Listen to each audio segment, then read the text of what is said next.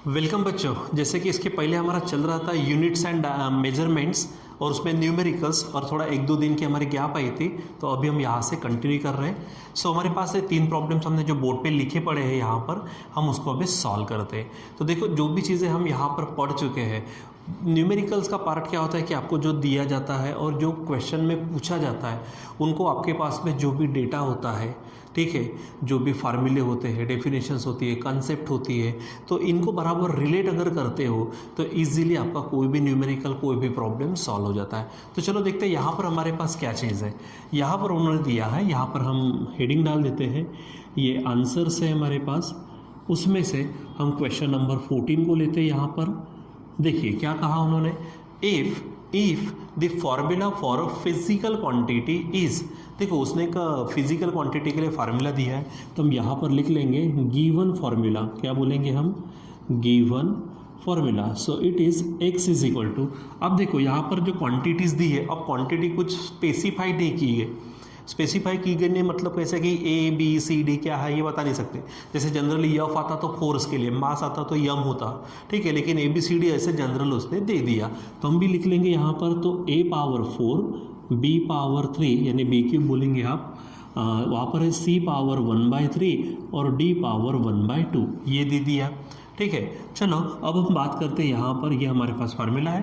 अब and if the percentage errors in the measurement of A, B, C, D are 2%, 3%, 3%, 4% respectively।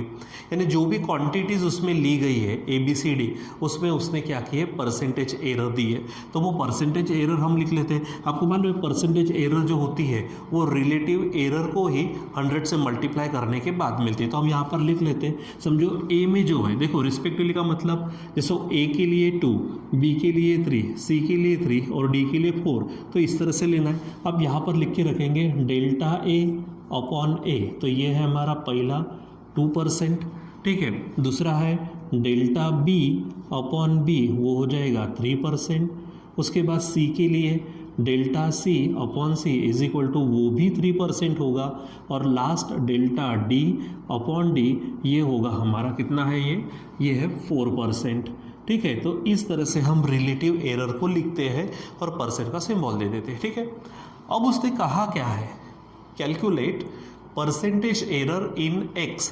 ये देखो, ये जो x हमारा ये मेन क्वांटिटी है जिसमें ये सब क्वांटिटी मिक्स हुई है, तो यहाँ पर x में कितनी परसेंटेज एरर होंगी वो हमको निकालना है।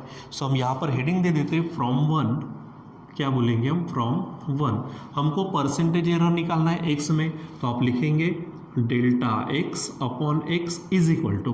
अब हमने एरर्स अलग अलग तरीके से देखी है, सम यानी एडिशन, डिफरेंस यानी सब्ट्रैक्शन, मल्टीप्लिकेशन, डिवीज़न और पावर्स में भी। तो पावर होता है तो पावर को सामने ले लेना, और बाकी अगर मल्टीप्लिकेशन में, डिवीज़न में, तो सबको ऐड कर देना, ठीक है। जैसे देखो यहाँ पे a पावर 4 है, तो आप लिखेंगे यहाँ पर 4 into delta A upon A, plus यहाँ पर b पावर 3 है, तो आप लिखेंगे 3 into delta b upon b, plus c का पावर है 1/3, तो आप लिखेंगे 1/3 इंटू डेल्टा सी अपॉन सी, प्लस d का पावर है 1/2, तो आप लिखेंगे 1/2 डेल्टा d अपॉन, यहाँ पर लिखेंगे आप d, ठीक है। और आप यहाँ पे परसेंट का साइन दे सकते हो या फिर मल्टीप्लिकेशन में 100 लिख सकते हो, ठीक है। तो चलो यहाँ पर उसने क्या कहा है, तो ये 4 है। आप ही बताओ डेल्टा a अपॉन ए कितना है, 2%, तो हम लिखेंगे 2, प्लस यहाँ पर 3 into delta b upon b जो है वो है 3%, मतलब फिर से 3, प्लस 1/3 इंटू डेल्टा सी अपॉन सी है हमारे पास फिर से 3, हम लिखेंगे यहाँ पर ये है 1/2 into delta D upon D है 4%, हम लिखेंगे यहाँ पर, और ब्रैकेट में डालकर आप इसको परसेंट ऐसा लिख सकते हो। यहाँ पर भी आप ब्रैकेट में ऐसा लेकर परसेंट का सिंबल दे सकते हैं। परसेंट का सिंबल देते समय उसका मल्टीप्लिकेशन में 100 लेना होता है।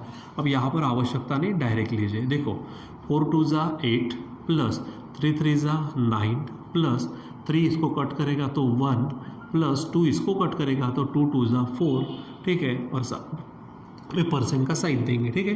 अब ये हो गया हमारे पास फाइनल।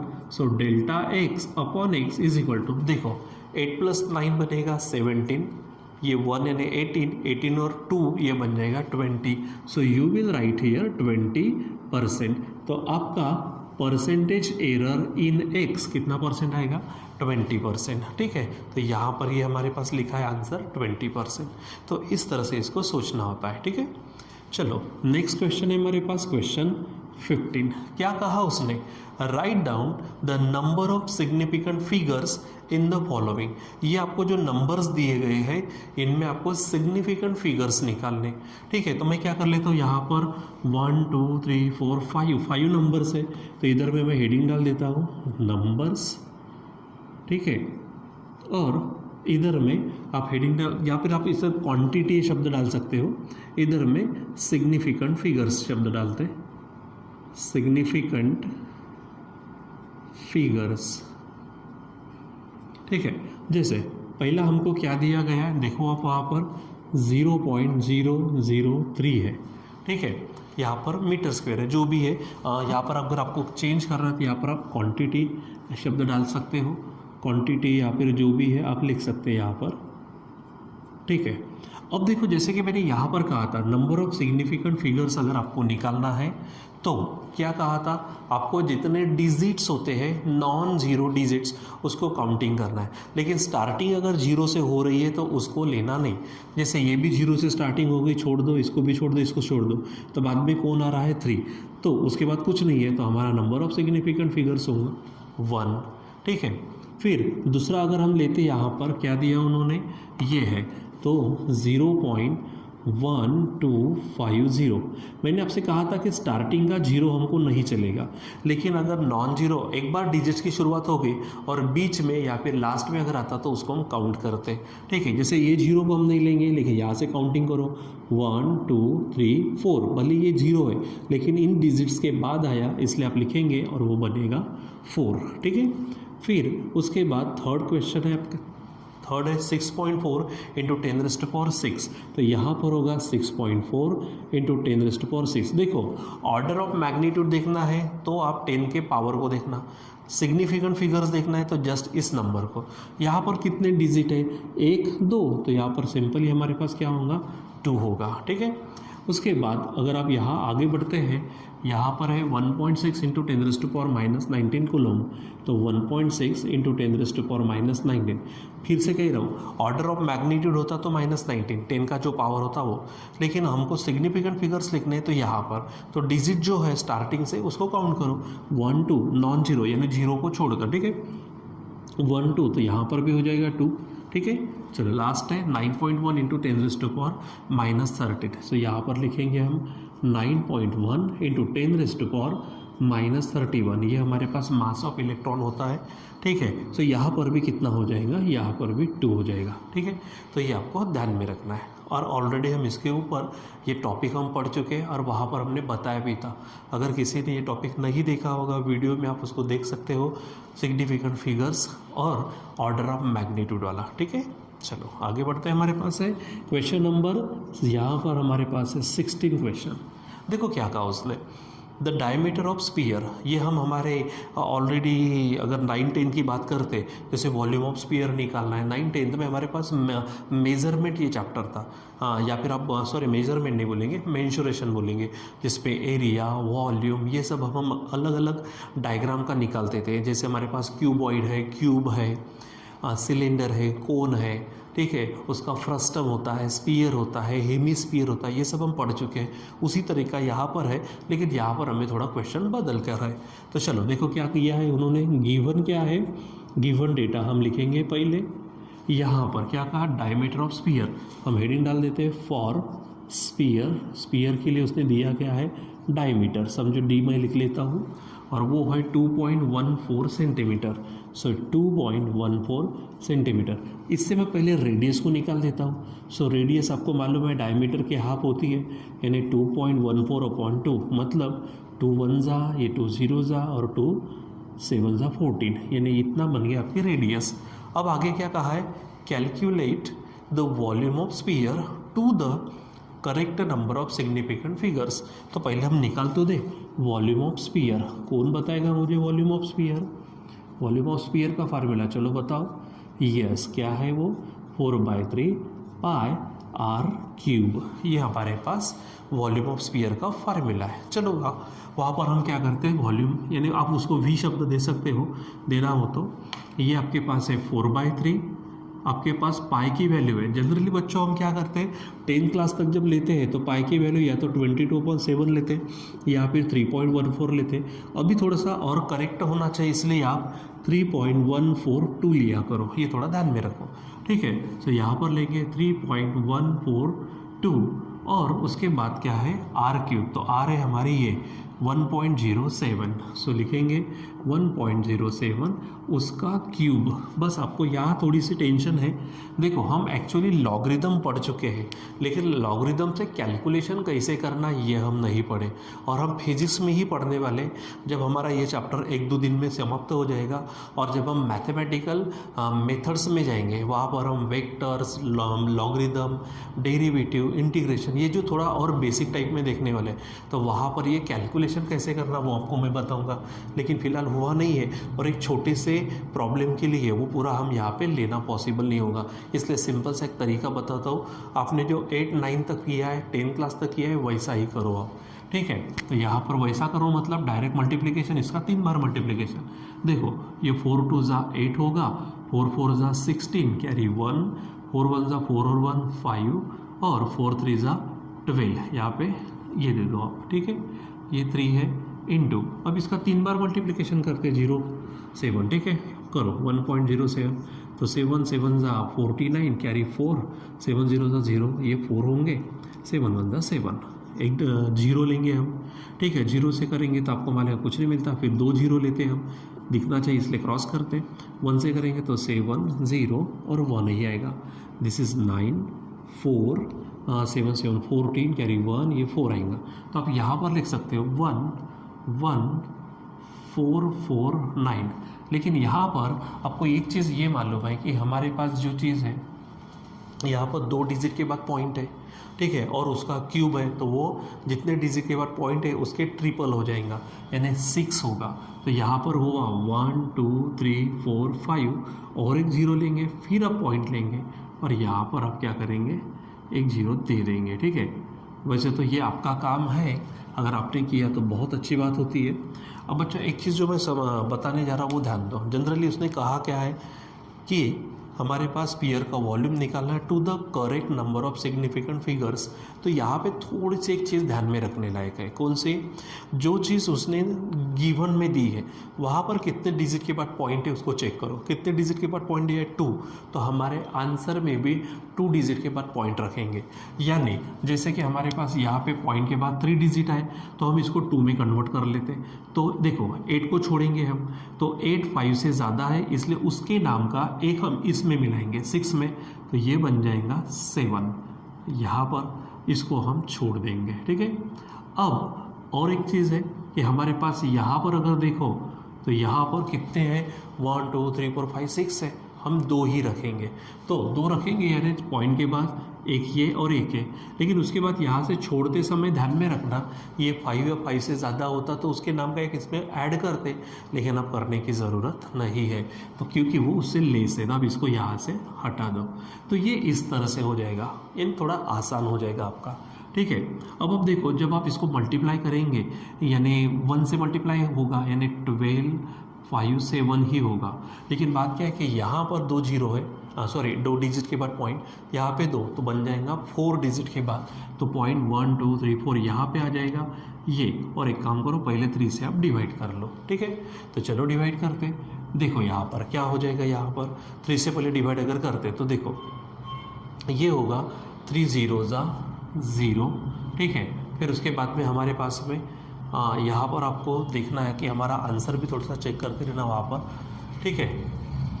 सो चलो देखो क्या होगा यहाँ पर हमारे पास में 3 0 ज़ा 0, उसके बाद में हो जाएगा 3 0 ज़ा 0, फिर से 3 4 ज़ा 12, फिर 3 1 ज़ा, यहाँ पर हमारे पास आंसर इसका मैच नहीं हो रहा है। तो यहाँ हम चेक करते कि हमारे पास और कौन सी गड़बड़ी हुई है।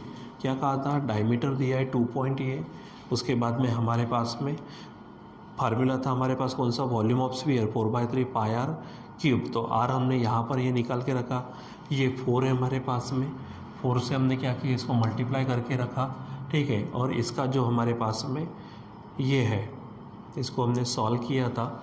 तो यहाँ पर एक बार फिर से आप इसको चेक कर लो एक बार, ये 1.07 है, इसको एक बार चेक करिए। मल्टीप्लाई करेंगे 1.07 से तो 7 7 ज़ा 49, कैरी हो जाएगा 4, 7 0 ज़ा 0, 0 और 4 बनेगा 4, और 7 1 ज़ा 7, एक 0 लिया तो यहाँ पर 0 0, ये 0 हो जाएगा, फिर 2 0 और लेंगे हम, ठीक है। तो यहाँ पर हमने एक चीज़ नहीं की, तो यहाँ पर हमारे पास में थोड़ी यहाँ गड़बड़ी होगी कि हमने सिर्फ उसको स्क्वेयर किया, हमने उसका क्या करना था, क्यूब करना था। मतलब यहाँ पर हमको और एक बार मल्टीप्लाई करना होता है। तो चलो थोड़ा सा यहाँ पर देखो, क्योंकि वीडियो ये कर मैं बना सकता हूँ यहाँ पर एडिट करके, लेकिन मज़ा नहीं आएगा। हमारी गलती, हमारे वीडियो में जो होता है वो क्लियरली आपके सामने रहना चाहिए।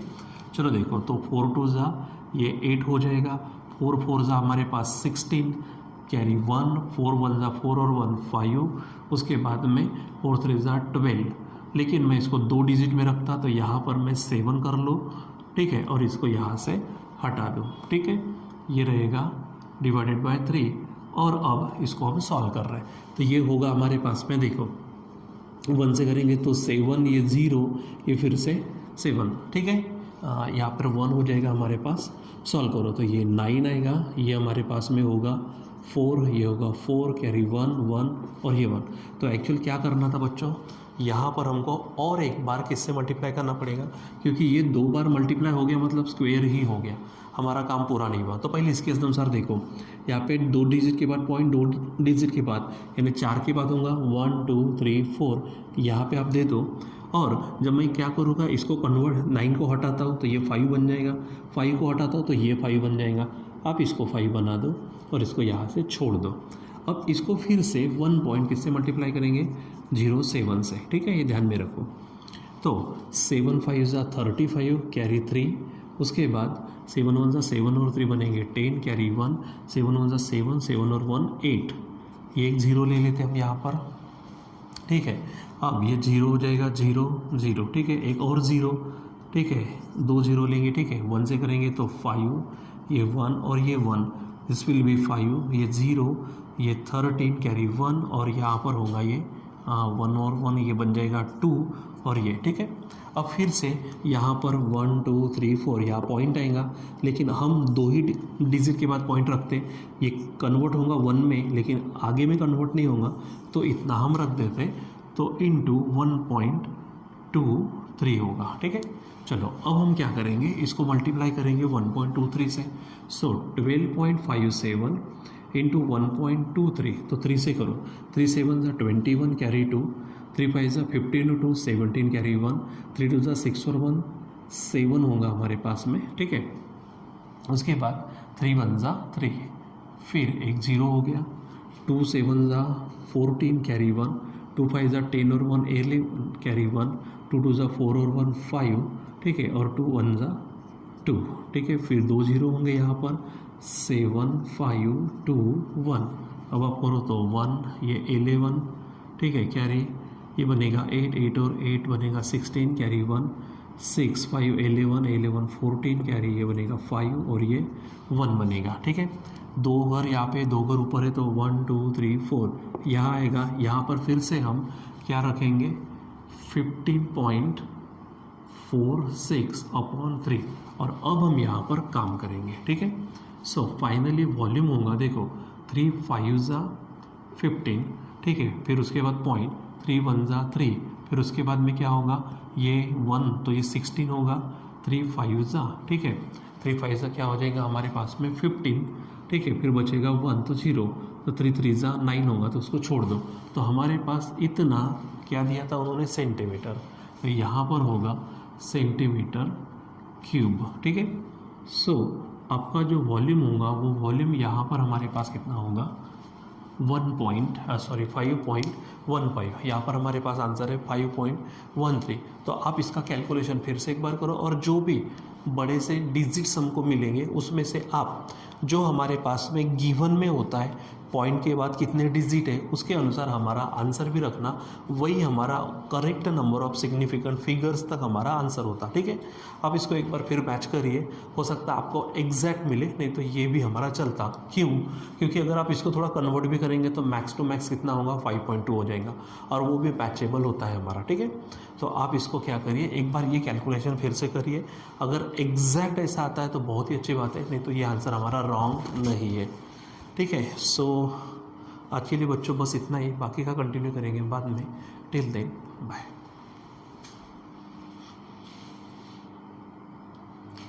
बच्चों थोड़ा सा आपके मन में थोड़े से ये डाउट्स हो सकते हैं कि सर हमारा एग्जैक्ट इसको मैच नहीं करता, एक आधा ये डिजिट आगे पीछे हुआ तो चल जाता क्या? ठीक है, तो सबसे पहली बात यहाँ पर बहुत बार मैक्सिमम टाइम क्या होता है कि जैसे पीछे में जो आंसर्स होते हैं, जो क्वेश्चंस आपको दिए जाते हैं, और उस क्वेश्चंस की अगर बात करते हैं उसके पीछे जो आंसर दिए जाते हैं आपको टेक्स्ट बुक में या फिर डाइजेस्ट वाइजेस्ट में, ठीक है, तो उसमें प्रॉब्लम क्या होती है कि जब वो